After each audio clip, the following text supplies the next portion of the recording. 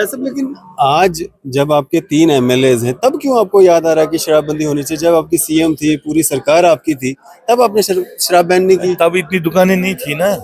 Sir, कम हो या ज्यादा हो, शराब तो अरे शराब है। अब तो इन्होंने हर चौराहे पे खोले।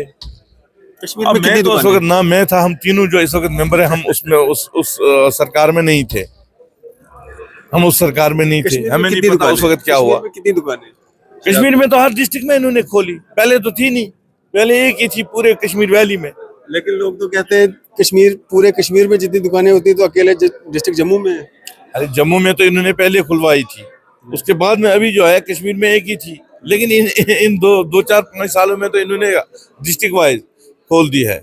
आपने कभी सवाल नहीं किया महबूब मुफ्ती जी से कि आप सीएम रह चुकी हैं, आपके अरे फादर वो साहब सीएम सीएम रहे, 2.5 साल थी तब की बात नहीं है ये, उसके बाद खोले गए। फादर भी सीएम रहे?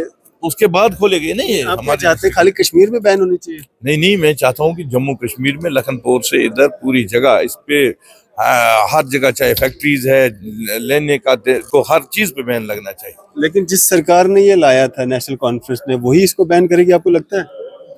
उम्मीद तो है, जो चीज हम पे हराम है इंट्रोड्यूस उसको। करने वाली जो सरकार है वही बैन करेगी? चलो गलतियां तो होती है इंसान से, इनको उस वक्त गलती हो गई, आज सुधारेंगे। तो इसमें क्या महराज प्रॉब्लम? महराज मलिक जो कहता है, उससे आप कितना इत्तेफाक रखते हैं? देखिए इस मामले में वो बिल्कुल सही फरमा रहा है, बिल्कुल सही फरमा रहा है वो। और मुझे उम्मीद है कि वो इस मेरी बिल को सपोर्ट भी करेगा। बिल हमने लाई है, मैंने एक ही बिल लाई। कुपवाड़ा कॉन्स्टिट्यूंसी के लिए कौन से ऐसे मुद्दे हैं वहाँ के जो आपके प्रायोरिटी पे हैं? नहीं, कुपवाड़ा कॉन्स्टिट्यूंसी में मेरे बहुत सारे मुद्दे हैं। मेरा सबसे पहले जो हेल्थ है, मेरा जो है वहाँ पे जो है यूनिवर्सिटी कैंपस पर है, वहाँ पे मतलब काम करने की ज़रूरत है। इसी तरह मेरे जो है रोड्स है, इस तरह मेरे जो मतलब एरियाज़ में मतलब कुछ स्कूल अपग्रेड कराने हैं मेरे, कुछ जो ऑलरेडी एडमिनिस्ट्रेटिव यूनिट्स बनाए गए थे वो है। वहाँ पे कुछ जगहों पे वो अभी वो ऑर्डर इन्होंने फिर इम्प्लीमेंट नहीं किया। इसी तरह तहसील जब बनाए गए मेरे एरियाज़ में, कलारू से आयामा है, जहाँ 12-12 हज़ार पॉपुलेशन को तहसील दिए गए, वहाँ मेरे एरियाज में 60-60 हज़ार पॉपुलेशन को भी उस वक्त। एमएलए कुपवाड़ा पीडीपी सीनियर नेता फयाज मीर साहब हमारे साथ मौजूद हैं। फयाज साहब, शुक्रिया समय देने के लिए। शुक्रिया।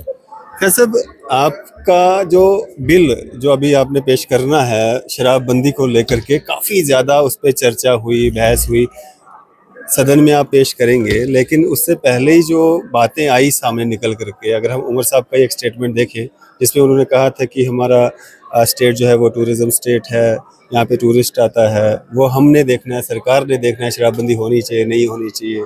जब बिल लाएगा उसके बाद हम देखेंगे उसका समर्थन करना है नहीं करना है। इसका मतलब कहीं ना कहीं ये है कि आपका बिल आने से पहले ही उसको ना कर दी गई है। देखिए ये जो शराब का बिल है, इसको आप सिर्फ एक ही एंगल से नहीं देख सकते हैं। इसको आपको ये भी देखना है कि लोगों की क्या डिमांड है। हम ग्राउंड से आते हैं, लोगों से मिलजुल के वहाँ से जो मतलब रोजाना मतलब कहीं ना कहीं किसी न किसी गांव में, किसी न शहर में आप जाते ही है, तो लोगों की क्या डिमांड है। जहाँ तक आप ग्राउंड रियलिटी ये है कि लोगों की डिमांड है कि ये बिदअत बंद हो जाए। तो सेल कितनी बढ़ रही है आपको पता है? अब देख लीजिए, जहाँ तक सेल का मसला है, लोग ले देखिए ही रहे तभी तो सेल बढ़ रही है। देखिए ये जब पहले था, पहले नहीं था। अब जब इन्होंने दुकानें खोली तभी तो सेल बढ़ गई। जब ये बंद करेंगे तो लोग ऑटोमेटिकली इसको पीना बंद करेंगे और इस भी ये बिदत खुद ही खत्म हो जाएगा। जब आप इसको हर जगह पे, हर चौराहे पे रखोगे तो कुछ ना कुछ, देखिए ये लोग जो है, जो ये नशा की आदि डालने वाले कुछ लोग जो सरगर्म है, वो तो है ही, वो तो चाहते हैं कि यहाँ पे नशा ज्यादा से ज्यादा बढ़े, क्योंकि उनका तो कारोबार बढ़ता है। ऐसे चिट्टा पूरी तरह से इलीगल है, लेकिन फिर भी लोग उसको ले रहे हैं। बिल्कुल इलीगल है, शराब को अगर इसीलिए बैन भी कर देंगे तब भी तो लोग लेंगे। पंजाब के बाद अब ये जो जहर है ये कश्मीर की तरफ, जम्मू कश्मीर की तरफ फैलाया जा रहा है। जितनी जल्दी हो जाए इस पे, यहाँ पे बैन लगना चाहिए हर एक चीज पे, खासकर इन चीजों पे। ये चिट्टा तो पहले से ही बैंड है, पहले से ही इलीगल मैं है। कह रहा हूँ शराब पे भी, चिट्टे पे तो ऑलरेडी बैन है, लेकिन इन पे सख्त से सख्त कार्रवाई भी होनी चाहिए जो चिट्टा बेचते हैं, क्योंकि पूरा माशरा इन्होंने तबाह बर्बाद कर दिया। आज आप देखो मतलब हर तबके के लोग परेशान हैं। फैसल, लेकिन आज जब आपके 3 एमएलएज हैं, तब क्यों आपको याद आ रहा है कि शराबबंदी होनी चाहिए? जब आपकी सीएम थी, पूरी सरकार आपकी थी, तब आपने शराब बैन नहीं की? तब इतनी दुकानें नहीं थी ना। सर, कम हो या ज्यादा हो, शराब तो अरे शराब है। अब तो इन्होंने हर चौराहे पे खोले। कश्मीर अब में कितनी मैं तो उस दुकानें वक्त हैं? ना, मैं था, हम तीनों जो इस वक्त मेंबर है, हम उसमें उस सरकार में नहीं थे। हम उस सरकार में नहीं थे, कश्मीर में हमें नहीं कितनी पता उस दुकानें हैं? वक्त क्या कश्मीर हुआ। में कितनी दुकानें हैं? कश्मीर में तो हर डिस्ट्रिक्ट में इन्होंने खोली, पहले तो थी नहीं, पहले एक ही थी पूरे कश्मीर वैली में। लेकिन लोग तो कहते हैं कश्मीर, पूरे कश्मीर में जितनी दुकानें होती तो अकेले डिस्ट्रिक्ट जम्मू में है।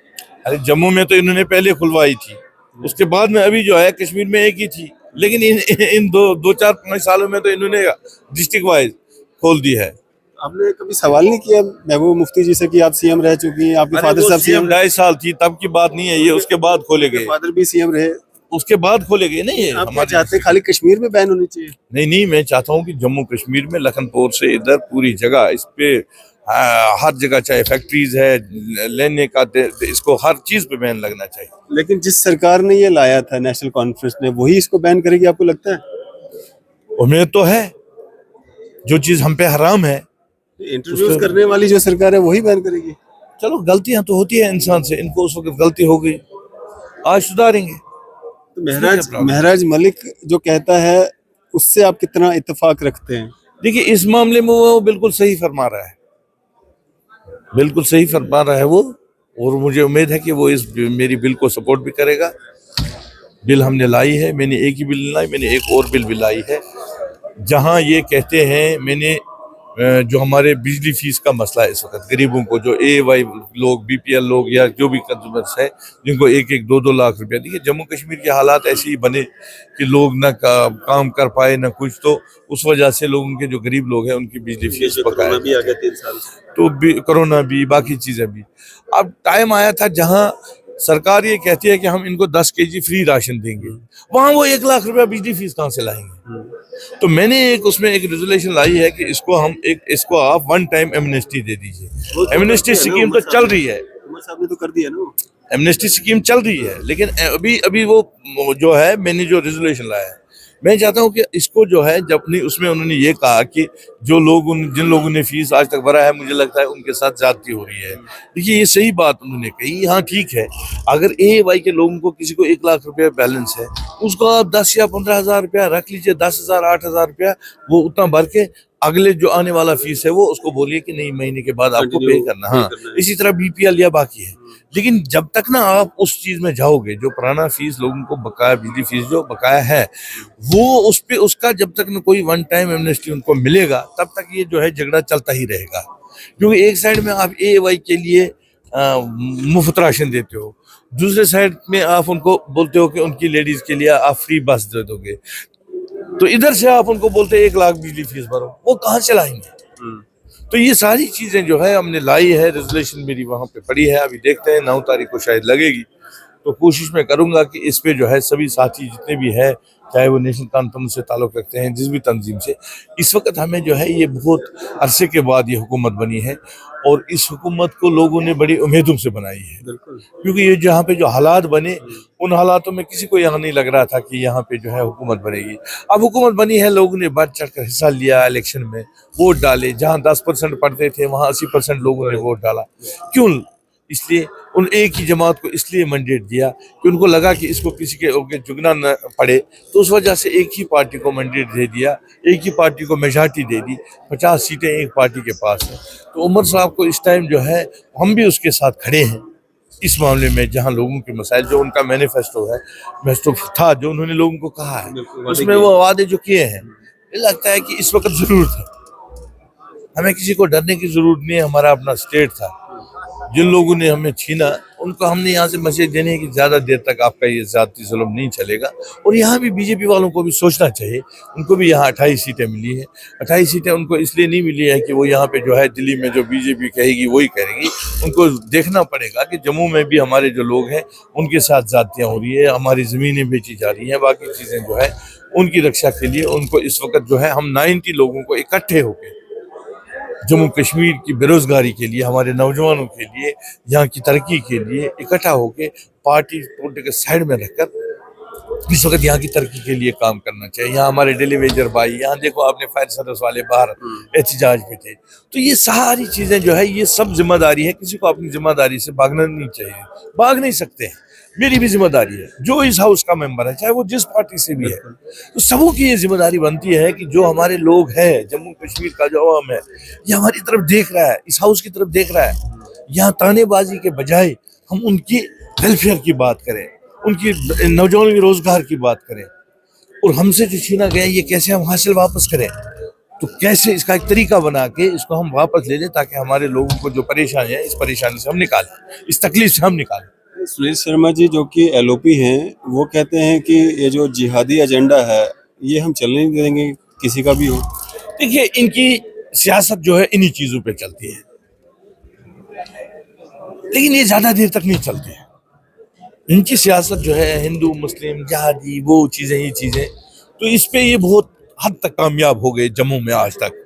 लेकिन आज मुझे लगता है कि मुझे भी आज 1 महीना जम्मू में हो गया, जम्मू के लोग अब ये समझ चुके हैं कि हमारा एक सदियों पुराना एक जैसे दरबार मुँह का था, उठना बैठना था, भाईचारा था, उसके पीछे ये बीजेपी वाले लगे। और जम्मू के लोग अब समझ चुके हैं कि इनकी वजह से हमारा भाईचारा यहाँ से चला गया, हमारा एक जो उठने बैठने का तरीका पिछले सदियों से था वो इन्होंने पूरा तहस नहस कर दिया। लेकिन आने वाले वक्त में जम्मू का आवाम ही इंशाल्लाह इनको जवाब देगा कि अब हमें ये चीज़ नहीं चाहिए, हमें ये जो है ये जिहादी जो बाकी चीज़ें ये बोलते हैं ये नहीं चाहिए, हमें जम्मू की तरक्की के लिए काम करना होगा। जम्मू की तरक्की के लिए वो खुद ही यहाँ पर बदलाव लाएंगे। क्या सब कुपवाड़ा कॉन्स्टिट्यूंसी के लिए कौन से ऐसे मुद्दे हैं वहाँ के जो आपके प्रायोरिटी पे हैं? जी, कुपवाड़ा कॉन्स्टिट्यूंसी में मेरे बहुत सारे मुद्दे हैं। मेरा सबसे पहले जो हेल्थ है, मेरा जो है वहाँ पे जो है यूनिवर्सिटी कैंपस पर है, वहाँ पे मतलब काम करने की ज़रूरत है।